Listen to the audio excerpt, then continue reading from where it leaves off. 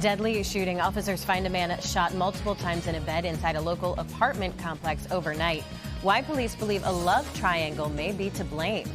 It's going to be epic. A new universe is opening to the world today. We're going to take you inside the first major theme park to open in almost 30 years. And late changes. You'll soon be able to satisfy those fast food cravings even later at night. We're going to run you through the changes coming to your Mickey D's just in time for summer. Those stories and more on today's edition of The Lineup. It is Thursday, May 22nd, 2025. Hey everybody, happy Thursday. I'm NBC 10's Brenna White. And I'm NBC 10's Erin Coleman. Let's get you up to speed with what you need to know today, starting with the latest outbreak of deadly violence in Philadelphia. A teenager was killed inside of a corner store in West Philadelphia Tuesday afternoon. Another teen is in critical condition. The store is at 54th and Race. Police telling us the suspected shooter is in custody. They have not said anything about a possible motive, though. About 4 hours after that, 2 officers shot and killed a man during a confrontation near Somerset and Mutter Streets in North Philadelphia. Police tell us the man took out a gun during a struggle with the officers. The gun went off, and that is when investigators say the 2 officers fired their weapons, killing the man. Police did recover the man's gun. Around 9:30 last night, another tragedy in West Philadelphia. Police say a 12-year-old boy was accidentally shot by another young family member while lying in his bed. This happened inside a home on Brooklyn Street, not far from Lancaster Avenue. At this point, it is not clear who owned that gun. Then around 12:30 Thursday morning, officers were called for a shooting at an apartment complex in Wynnefield Heights. There, they found a man dead in a bed, and NBC 10's Katy Zachry reports police have a good idea of what happened.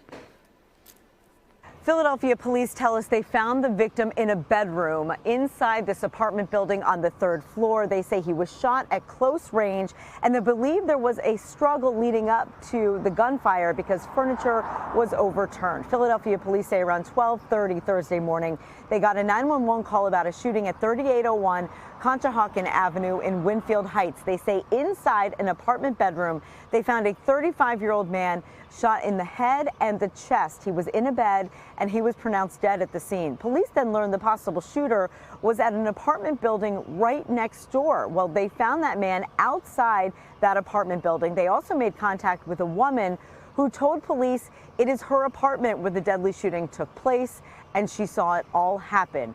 Investigators say they are considering that a possible love triangle is behind this.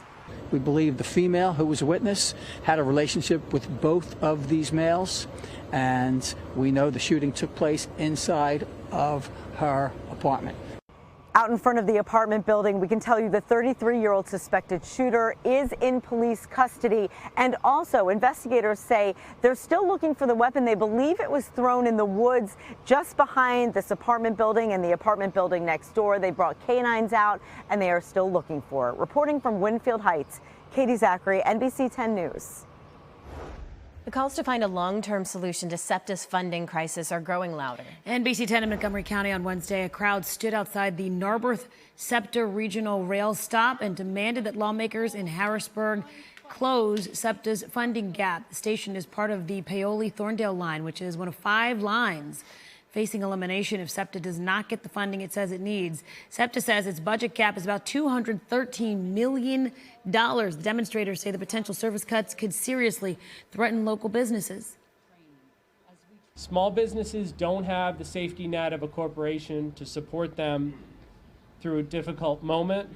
They rely on people walking through the door on a daily basis, and those people often get here by train or bus, not to mention the workers who run those businesses. The extent of SEPTA's budget woes were laid out in September. The agency warned its mass transit service could head into a death spiral if elected officials didn't approve funding. Without extra funding, SEPTA says it needs to cut 45% of its services. That would include 50 bus routes and 5 regional rail lines. The agency is also planning to convert all of its trolley lines into bus lines and increase fares. We have the details on the proposed SEPTA changes right here on our NBC 10 app and website. We have an article right now that is up laying out the specific rail and bus route cuts, fare increases, and other potential impacts to your commute. With less than 2 weeks before Roxborough's prom, students and parents are raising some concerns, the possibility it could be canceled. Right now, the prom is scheduled to happen on June 4th. Students were warned that not many tickets have been sold, and the deadline to buy them is tomorrow. One parent tells us she reached out to school leaders. They allegedly told her they need another $10,000 or so to make sure the prom happens. It's not that it could be canceled. It's almost 2 weeks away. We're at this point, we're ready. We're ready for prom, and it's a disappointment to me, to everybody. Very disappointed putting all this work and money into it. We reached out to the school district. They confirmed ticket sales have been low, but canceling the prom, they say, has not been discussed. All right. Well, it is here. Today is the big day. We have been waiting for this. The grand opening of the Universal Epic Universe theme park in Orlando. Last night, some stars helped celebrate the opening by walking the blue carpet at the park. There was also a fireworks show. The excitement for the grand opening has really been building all week. Take a look at it. The entire property spans 750 acres with more than 50 attractions, as well as rides, shops, and restaurants.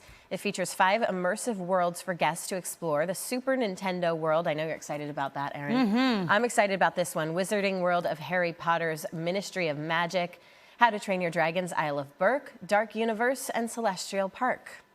It looks like a lot of fun. I know, very cool. A lot of fun. Here's some great news with summer around the corner. Yeah, Mickey D's wants to satisfy your late night cravings in the months ahead. McDonald's is staying open later this summer. Fast food giant has confirmed the majority of locations will stay open until midnight or later. The extended hours come as McDonald's kicks off its largest hiring blitz in years. All right, late night munching. Eating. Sounds good. I had an interesting day on Wednesday. Got to talk to some kids, which was really fun. Yeah, you were there to inspire kids in South Jersey. Don't be modest. She spoke with 5th graders at West End Memorial Elementary School in Woodbury. She talked about the work that she does as a reporter and anchor here at NBC 10. Who knows? There could be a future journalist in that classroom. I know they had really great questions for you. They really did. They asked me some questions that I was like, I actually have to think about that. Really? One. Right. That, you mean just what makes you proudest as a reporter? What makes you proudest about your job? Things like that. And it was nice to kind of reflect on what I do love about this job. So that's awesome. Yeah, maybe they will be journalists. Yeah, love to see it. Leaders in Burlington County helped make a woman's birthday an unforgettable one. Yeah, she just turned 107 years old. Happy birthday to you. County officials, Palmyra leaders, and first responders joined family members to sing happy birthday to Celesta Delanardo Wednesday. Celesta grew up in South Philadelphia, moved across the river to Palmyra with her husband to raise their 3 children. Celesta says the key is filling her life with family, friends, and fun. That's the key to longevity. She is now the oldest resident of Burlington County, 107. She looks incredible. She looks fantastic. Happy birthday, Celesta. Absolutely. Oh my goodness. That does it for today's edition of The Lineup. For Brenna White, I'm Erin Coleman. Remember, you can get NBC 10 News updates right here on the NBC 10 app. And be sure to catch us weekday mornings from 5 to 7 a.m. Have a great day. Happy Thursday.